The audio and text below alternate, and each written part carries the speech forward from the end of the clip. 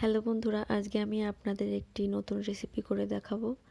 তার জন্য কয়েকটি পাকা টমেটো নিয়ে নিয়েছি আমি। টমেটোগুলো কাটার আগে ভালো করে ধুয়ে নিতে হবে।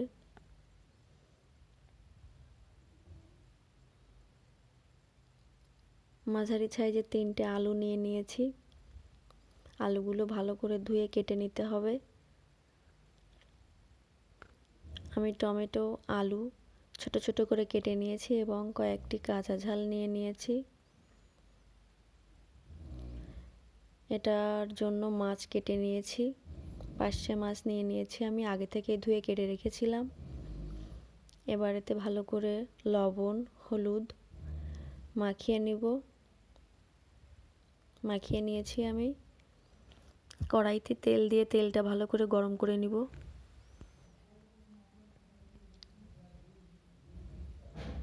তেলটা ভালো করে গরম না হলে, যেহেতু সরিষার তেল, তাই গন্ধ থেকে যাবে।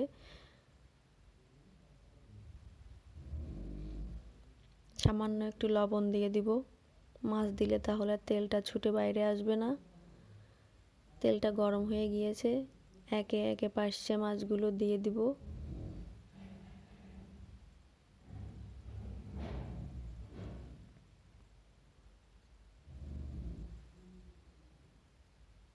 ভালো করে ভেজে নিতে হবে, যেন মাছগুলো কাঁচা না থেকে যায়। মাছগুলোর এক পাশ ভাজি হয়ে গিয়েছে, এবার মাছগুলো উল্টে দিব একে একে।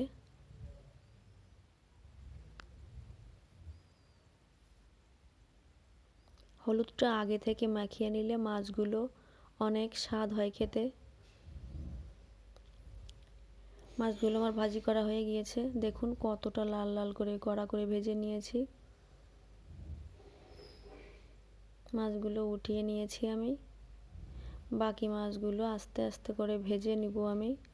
সবগুলো মাছ ভেজে নিয়েছি। এবার কড়াইতে জিরে ফোড়ন দিয়ে দিব।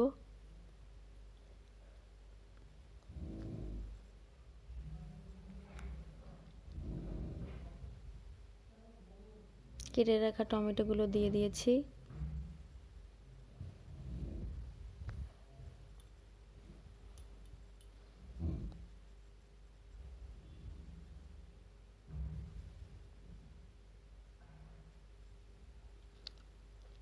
এই তরকারিটা খেলে আমাদের খাবার রুচিও বাড়ে, টমেটো খেলে।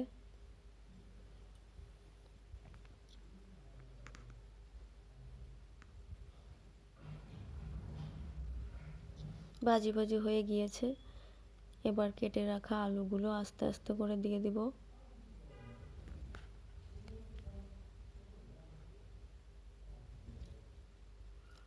কয়েকটি কাঁচা ঝাল নিয়েছিলাম, সে ঝালগুলোও দিয়ে দিব। ভালো করে একটু ভাজি ভাজি করে নিব। যখন টমেটো থেকে জল গলা শুরু করবে, তখন পরিমাণ মতো হলুদ দিয়ে দিব। এবার জল ঢেলে দিয়েছি আমি। জলটা অল্প করে দিলেই হবে, যেহেতু টমেটো থেকে অনেক জল গলেছে। আর আমি কয়েকটি চুই ঝাল নিয়ে নিয়েছি, আপনারা দিতেও পারেন, নাও পারেন।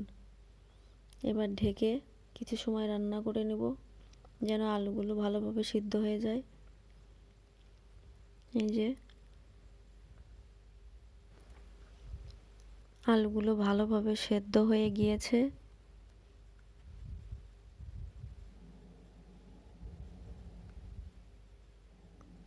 এবার ভেজে রাখা মাছগুলো দিয়ে দিয়েছি।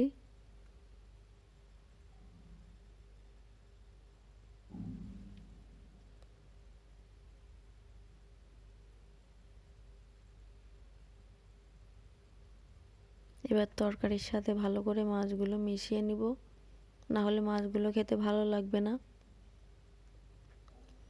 সামান্য একটু ঢেকে নিব।